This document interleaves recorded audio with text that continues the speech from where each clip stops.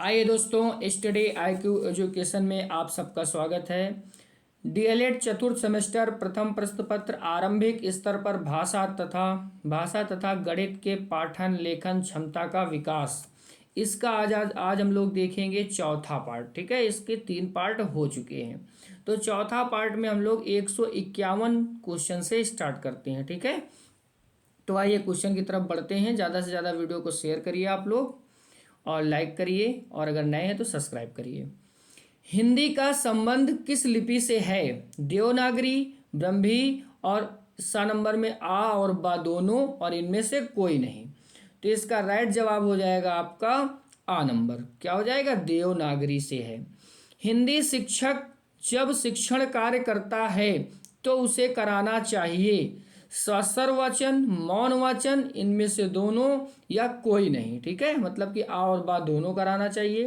तो ये राइट जवाब हो जाएगा आपका दोनों कराना चाहिए। ठीक है, पद शिक्षण में आवश्यक है सस्वर वाचन, मौन वाचन या आ और बा दोनों या इनमें से कोई नहीं। तो इसका राइट जवाब हो जाएगा सस्वर वाचन। जब तक वो पढ़ेगा तभी टीचर को सुनाई देगा। तो टीचर अगर गलत पढ़ेगा तो टीचर उसका सही बताएगा। ठीक है, और अगर अगर मौन वाचन करेगा तो वो गलत पढ़ रहा है कि सही पढ़ रहा है ये टीचर को पता नहीं चलता है। इसलिए पद में हमेशा सस्वर वाचन होता है। आगे, प्राथमिक स्तर के बालकों के लिए शिक्षण के लिए आवश्यक है सस्वर वाचन, मौन वाचन, इनमें दोनों आ और बा दोनों, और गंभीर वाचन। ठीक है, ये देखो कि नया शब्द जोड़ा गया गंभीर वाचन। ठीक है, तो इनमें से कौन सा हो जाएगा? तो आपका सस्वर वाचन हो जाएगा। ठीक है, आगे चलते हैं अगले क्वेश्चन में, 155 नंबर क्वेश्चन में। तो 155 नंबर क्वेश्चन है आपका, पूर्व माध्यमिक कक्षाओं हेतु हिंदी शिक्षण कराना चाहिए सस्वर वाचन द्वारा, मौन वाचन द्वारा, सामूहिक वाचन द्वारा, इनमें से कोई नहीं। तो इसका राइट जवाब हो जाएगा मौन वाचन द्वारा। गद्य पाठों का शिक्षण मुख्य रूप से किस वाचन द्वारा होना चाहिए? तो इसका जवाब कौन सा हो जाएगा? पहला हो जाएगा सस्वर वाचन, मौन वाचन, सामूहिक वाचन द्वारा, इनमें से कोई नहीं। इसका राइट जवाब हो जाएगा मौन वाचन द्वारा। अगले क्वेश्चन पे चलते हैं। मौखिक अभिव्यक्ति में कौन सी विधि उचित नहीं है? कविता पाठ, सस्वर वाचन, संवेत वाचन, मौन वाचन। इसका राइट जवाब हो जाएगा आपका मौन वाचन। अगले नंबर क्वेश्चन पे पढ़ते हैं। तो अगला नंबर क्वेश्चन है 158। 158 है, मौखिक आत्म प्रकाशन का आधार नहीं है कहानी, कथोप कथन, मौन वाचन, चित्रमाला। तो इसका राइट जवाब क्या हो जाएगा? राइट जवाब हो जाएगा मौन वाचन। ठीक है, अगले नंबर क्वेश्चन की तरफ बढ़ते हैं। हिंदी किस लिपि से संबंधित है? देवनागरी, रोमन, दोनों, और इनमें से कोई नहीं। मतलब ये कोई नहीं। ठीक, तो हिंदी तुम्हें पता है और सबको पता है देवनागरी लिपि से। ठीक है, वर्णों के समूह को कहलाते हैं वर्णमाला, संधि, दोनों, और कोई नहीं। ठीक है, तो इसका राइट जवाब हो जाएगा वर्णमाला। आगे चलते हैं। हिंदी वर्णमाला के मूल रूप से कितने वर्ण हैं? 43, 52, 56 और 62। तो इसका राइट जवाब हो जाएगा आपका 52। ठीक है, अगले क्वेश्चन की तरफ बढ़ते हैं। तो अगला नंबर क्वेश्चन 152 नंबर क्वेश्चन हो जाएगा, ढा वर्ण किस वर्ग में आता है? का वर्ग में, टा वर्ग में, चा वर्ग में, इनमें से कोई नहीं। तो इसका राइट जवाब हो जाएगा आपका टा वर्ग में। ठीक है, टाटा डाडा। ठीक है, त्यारा संख्या है सम संख्या, विषम संख्या, वर्ग दोनों, इनमें से कोई नहीं। तो ये सबको पता है कि त्यारा एक क्या है? त्यारा एक विषम संख्या है। ठीक है, 14 होती तो सम हो जाती। ठीक है, इवन ऑड नंबर। ठीक है, उसके लास्ट का डिजिट देख लेते हैं ये वाला। ठीक, आरोही क्रम है तो क्या है? 11, 9, 7, 5, 2 आरोही क्रम है। अवरोही है, सॉरी आरोही नहीं है, अवरोही है। 2, 5, 7, 9, 11 उपरयुक्त दोनों, इनमें से कोई नहीं। तो इसका राइट जवाब हो जाएगा आपका आ नंबर। ठीक, क्योंकि यहाँ पे देखा जा रहा है कि बड़े से छोटे की तरफ जाया जा रहा है, अवरोही होता है, और आरोही होता है छोटे से बड़े की ओर। Ascending order, descending order. Ascending order छोटे से बड़े की ओर, डिसेंडिंग ऑर्डर बड़े से छोटे की ओर। ठीक है, भाग की संक्रियाएं होती हैं भाज्य, भाज्य, भाजक, भागफल और उपर्युक्त सभी।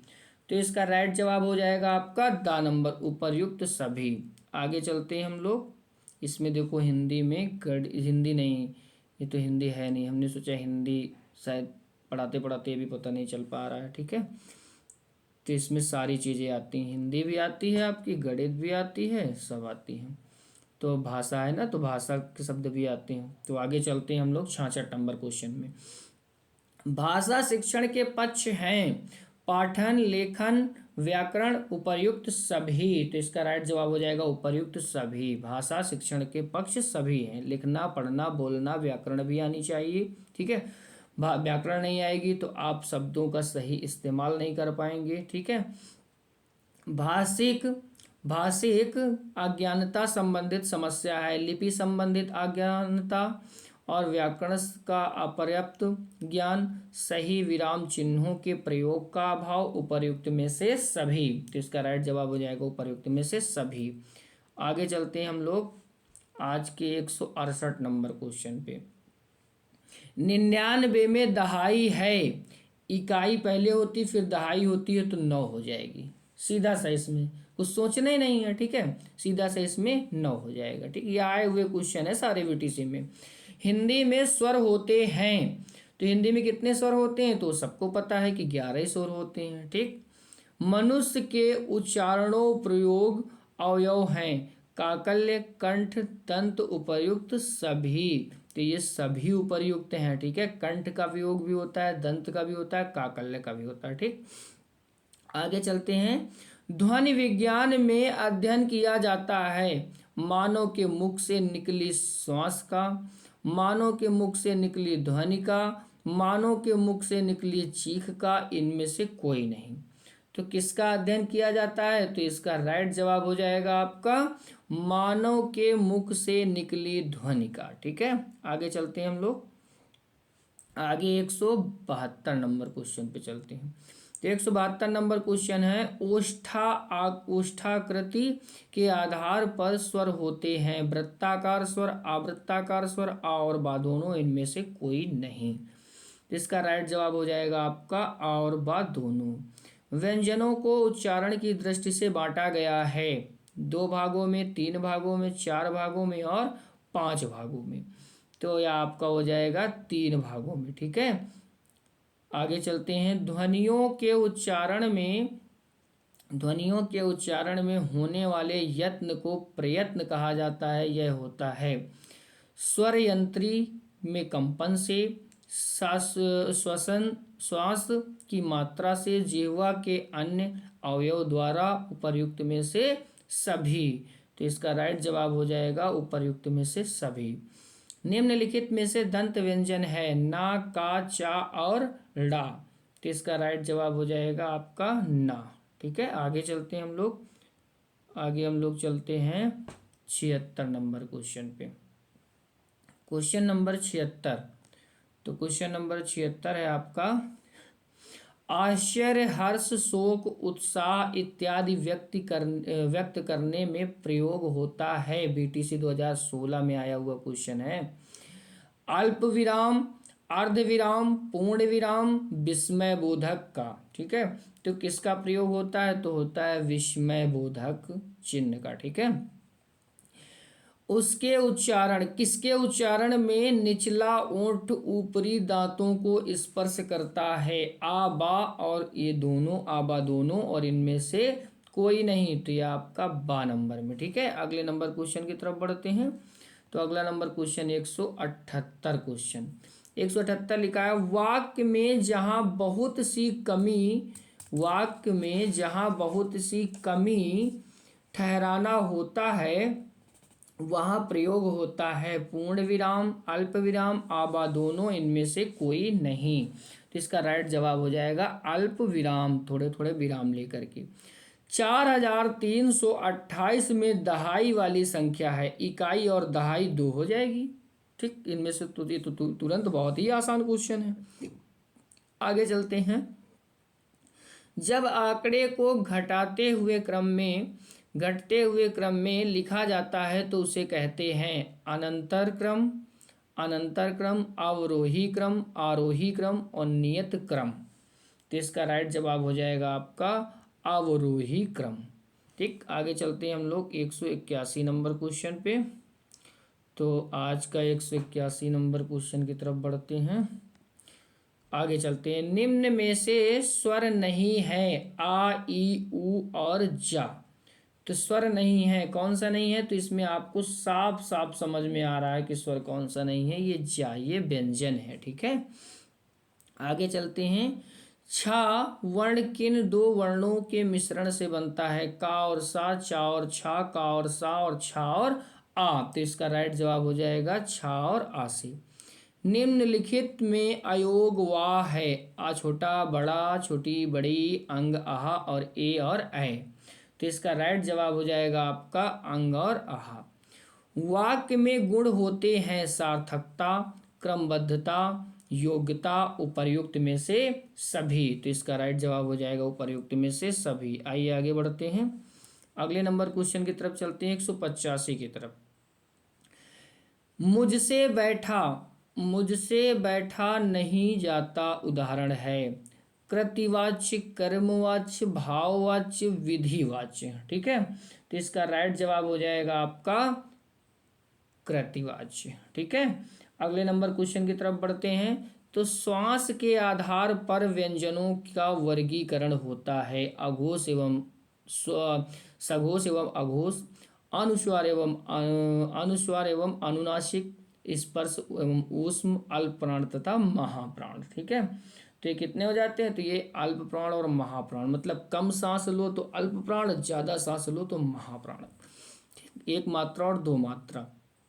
आगे चलते हैं। भाषा के भेद, तो निम्नलिखित, नहीं, भाषा के भेद लिखा है लिखित में, मौखिक में और व दोनों, इनमें से कोई नहीं। ठीक, तो इसका राइट जवाब हो जाएगा आपका, कौन सा राइट जवाब हो जाएगा? तो इसका राइट जवाब हो जाएगा मौखिक। भाषा के भेद इसमें क्या है? मौखिक। ठीक, मौखिक होता है एक, एक होता है शास्वर होता है। ठीक है, ठीक, तो आगे चलते हैं, अगले नंबर क्वेश्चन पे चलते हैं।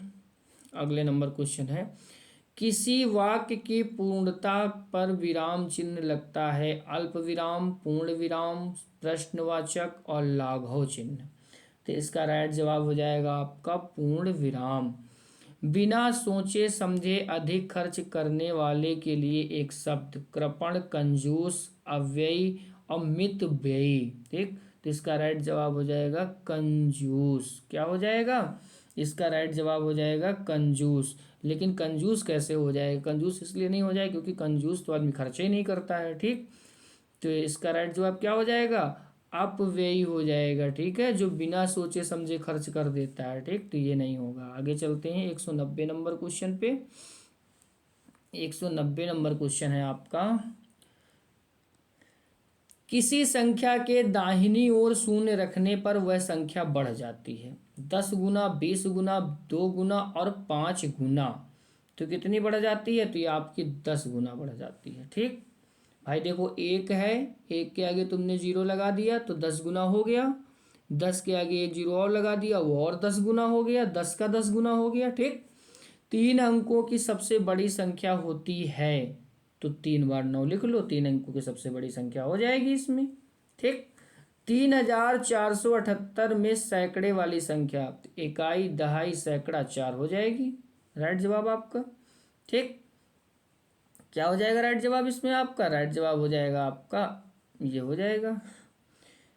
नहीं, इसमें कह रहा है किसी संख्या 3478 में सैकड़े वाली संख्या, तो सैकड़े का मतलब कि 100 वाली संख्या देखना है।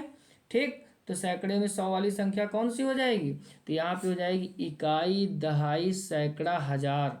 तो सैकड़े में 4 नहीं आ जाएगा। ठीक, आगे चलते हैं, क्योंकि सैकड़े का पूछ रहा, अगर इकाई का पूछता तो 8 हो जाती, दहाई का पूछता तो 7 हो जाती, सैकड़े का ये हो जाएगी, और अगर हजार का पूछता तो 4 हो जाती, 3 हो जाती। ठीक, 10 तक के अंकों में सबसे छोटा अंक है, 10 तक के अंकों में सबसे छोटा अंक है, तो कौन सा सबसे छोटा अंक है? तो सबसे छोटा अंक है 1, क्योंकि जीरो जो होता है वो पूर्ण होता है। ठीक है, उसको अंकों में नहीं देखा जाता। ठीक, तो 1 हो जाएगा।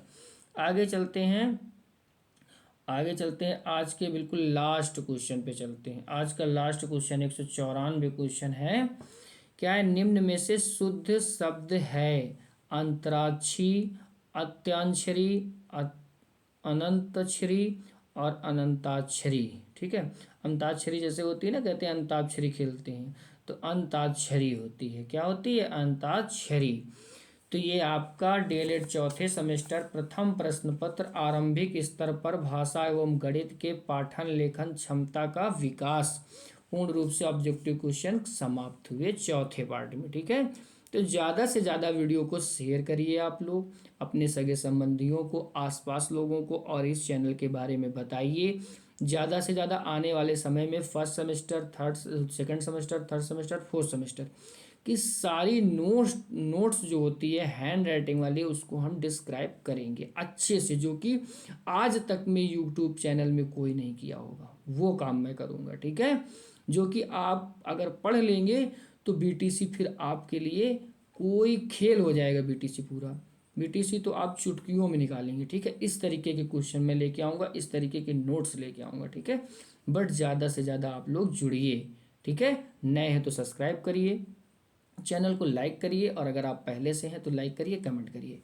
Thank you very much.